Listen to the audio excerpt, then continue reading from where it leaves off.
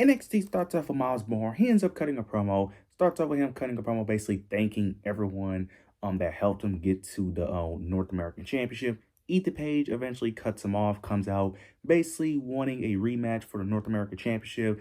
Miles Bourne, of course, agrees to it. They end up having a match, which was a okay match. This match felt a bit off, in my opinion. It wasn't a bad match by any means, but it just something just felt off about it. But they ended up fighting in their like regular. They didn't fight in their regular gear. They was wearing like suits when they was cutting the promo, and they just fought in their suits, which I actually did like. Because typically, the wrestlers end up changing, but I like that they just fought in their suits, which I thought was cool. In this moment, there was a moment in this match where Miles Bourne just started stripping, like started just ripping the clothes off of Ethan Page, where it was a point where Ethan Page was in his underwear in this match, which I thought was kind of hilarious, to be fair. But Miles Bourne does end up retaining his North American Championship, which I expected, which makes sense. Very interested to see what they do with Miles Bourne. I like what they're doing with his character, giving him more of an edge.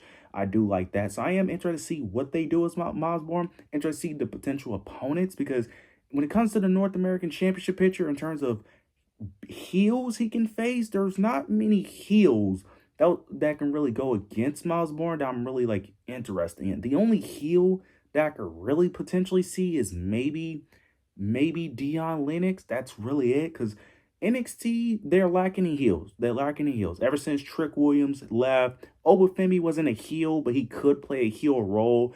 NXT is lacking heels for the most part. They're lacking credible heels. Vanity Project is an up-and-coming heel group, so you still got to give them time. But in terms of like established heels, it's just Ethan Page and Ricky Saints right now. And Ricky Saints is in the main event scene. So very interested to see what they do with this Miles Bourne title reign with his lack of heels that he's going to have to face. So I'm very interested to see how they book this Miles Bourne North American Championship reign. Afterwards, we end up getting Blake Monroe. She ended up cutting a promo. She starts off with her basically talking about how Jada Parker needs her. That she just wants her spotlight. Then Blake Monroe ends up talking about how basically she's the center of attention. She's the top star, and that Jada Parker is trying to get some of that Blake Monroe rub and try to use her for some attention. Jada Parker then eventually ends up coming out. She claps back at Blake Monroe, ends up saying that Blake Monroe isn't the woman that she says he is, that she's this insecure girl, and that she isn't the spotlight that she thinks she is, and that the constantly having to gloat and constantly have to brag about yourself, and that she's not confident in the woman that she is, and that Jada Parker basically ends up saying that she doesn't have to do all the things that Blake Monroe does, and then she ends up basically calling her a mediocre bitch. Then Blake Monroe slaps her. They end up going back and forth with Jada Parker, eventually end up getting the upper hand, tosses her out the ring. And then later in the show, we end up getting Blake Monroe ended up bringing her more darker side of her, gets on the microphone and demands a street fight. So it's going to be a street fight Avengers Day. I like what they're doing here. I really enjoy what they're doing with this feud.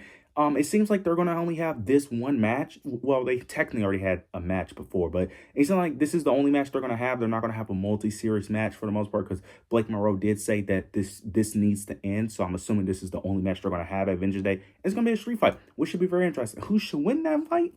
Honestly, it probably should just be Jada Parker who should win this fight, if I'm being honest, because I don't see a reason why Blake Monroe should win. I could see either reasoning, to be honest, but Jada Parker is the face here. She's the more over with the crowd. Just makes more sense, in my opinion, for Jada Parker to win this, in my opinion. But who knows? But I have been liking this feud so far. I really have. Really been enjoying it for both women. I hope this means bigger things for both women eventually after whoever wins this match. But who knows, especially due to the main title picture, because my hope was more so Jada going after the main title in NXT. But it seems like that women's NXT championship is going to be busy. So I'm going to temper my expectations there. But nonetheless, I really enjoyed this back and forth segment. Jada Parker was really good on the microphone. Really great. They ended up doing I wish they had more of a back and forth, in my opinion, more of a promo battle, but they ended up doing the thing where one person speaks for like 2 to 3 minutes, the other person speaks for like 2 to 3 minutes, and the other person doesn't say anything, kind of just letting them both I kind of wish they had more of a back and forth, in my opinion. But nonetheless, this was a really good segment, and I really can't wait for that match at Avengers Day. Moving on to Tatum Paxley and Izzy Dane. Easily, in my opinion, the best thing on the show. This segment was great. They're in the little room, the calling room that they used to all be in. They end up having a little dollhouse in the middle in between them, which I thought was great. Izzy Dane ends up starting off with saying that Tatum Paxley is still the same little girl that she always been. She's still the same insecure, scared girl that still talks to dolls, that still has no friends, and that she is the reason for all of her problems. She ends up mentioning that she's the reason why her and Lyra isn't her friend anymore, that she needs to realize that she is the reason why her life is not going the way it should be. Izzy Dane was great in this segment. Izzy Dane just continues to impress me more and more and more each time on NXT. She really has. The growth that she has gotten from the past 2 years has been ridiculous, man. I am really loving what I'm seeing for Izzy Dane.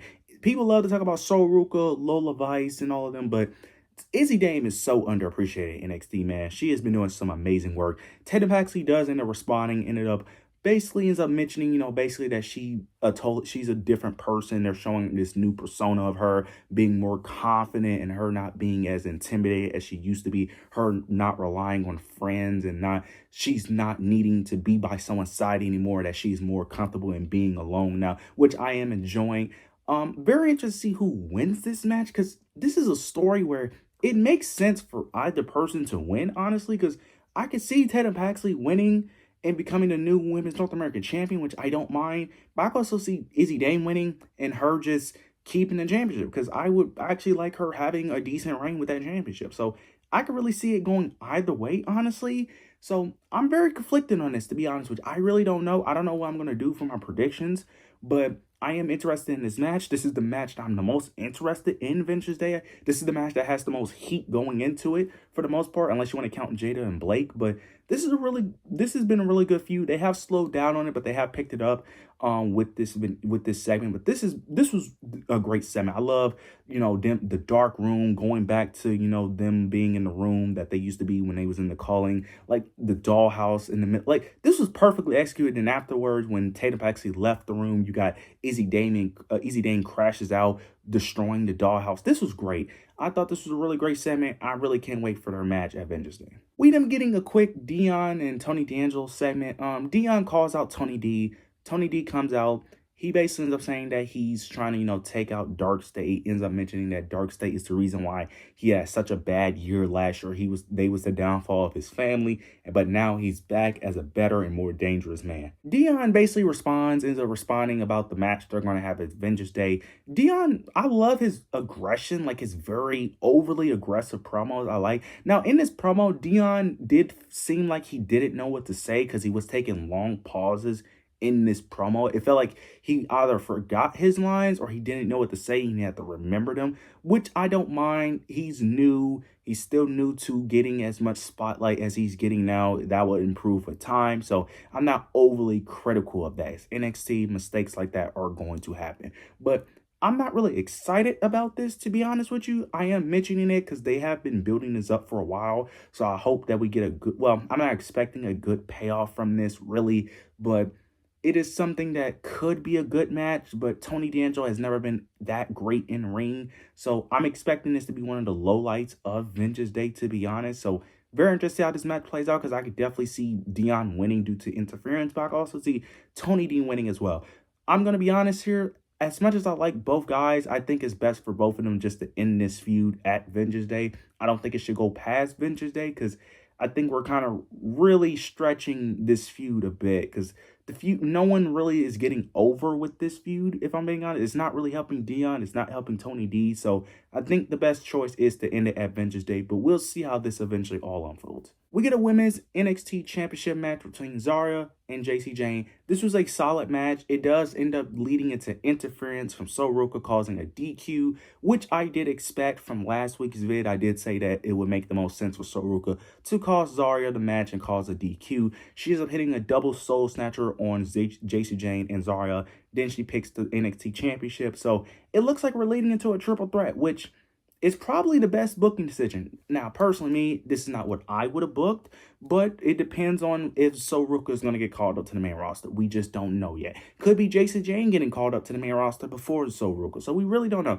But a triple threat match between those three, I'm not mad at it. I prefer if they just have a singles match between Zarya and Soul, but if it's going to lead to a triple threat, which I'm assuming, I'm not mad at it because Doctor Mr. Stone ended up officially mentioning that at Vengeance Day he's going to make an announcement for the Women's NXT Championship. So we're going to see eventually how that's all unfolds. But I am very interested to see what's the match at Stand and Deliver, because right now it's looking like it's going to be a triple threat. And if it's a triple threat, I'm not mad at it because I will be trying to go to Stand and Deliver. I'm not sure if I'm going yet, but it is going to be in my hometown, so most likely I will be going. So if I get to see that triple threat in person, I'm not going to be mad at it at all. So very interested to see how that eventually unfolds. Plus, having two heels in the mix with one baby face, but all of them kind of hate each other, makes a perfect dynamic in my opinion. So I'm very interested to see how they will book that as well. So I'm interested in this scenario. We end up getting the main event. We end up getting Ricky Saints. He ended up doing his concert. This segment wasn't okay. I understand that people don't like this segment because it was very cringe, but that was kind of the point. The point of Ricky Saints doing this concert was just to mock Joe Hendry in the way Joe Hendry does his concerts. This segment was bad, but it wouldn't be as bad if it didn't last so long. This segment lasted like 5 minutes, or it felt like 5 minutes. This should have been like a 2 minute segment because Ricky Saints kept doing his thing where he was sing, stop, making an excuse, stop again, do start, stop. Like he kept on starting and stopping and then coming up with a reason why he's stopping. One, it's like he'll sing, then he'd be like, "Oh, this microphone too low." Sing again, stop. "Oh, I need a chair. I need a guitar. I need a new guitar." Like he kept on, it just kept on stopping, which kind of kept ruining the segment. But then eventually he asked for a guitar, if I'm not mistaken. Someone gets him a guitar, but they're not letting go of the guitar. It reveals to be Joe Hendry. He attacks Ricky. Vanity Project comes out. Then Mosborn comes out, helps Joe Hendry, makes the save, and the babyface stands tall. This was a fine segment. I don't understand why this was the main event. That was a bit weird. I feel like So Ruca should have been the main event. That should have been the main event. I don't understand why Zara and JC Jane wasn't the main event, but this was. Makes no sense. But nonetheless, I was cool with the segment overall. Now, I don't understand why we needed Vanity Project and Miles Bourne. That just felt out of place because Miles Bourne and Vanity Project aren't going to be at Vengeance Day anyway. I'm assuming this was the build towards Vengeance Day, but Miles Bourne and Vanity Project aren't going to be there. I don't know why they needed both of them in this. I understand they're doing this pairing with Vanity Project, Ricky and Ethan, but I feel like you could have just done the Joe Hendry and Ricky Saints thing. They could have just brawled, and then Joe Hendry could have just took it out. Ricky Saints put him through a table or something. I feel like that would have been better in my opinion, but nonetheless, overall show, I thought was a solid show. I thought it was a solid show. There was a few things here and there that I didn't care about, like the 6-man tag and the Women's Speed Championship. But overall show was a solid show overall. I think last week was better, but this show was still solid. But you guys let me know your overall thoughts and opinions down below. Make sure to like, comment, subscribe. Make sure to hit the notification bell so you don't miss any of my content. But yeah, that's it.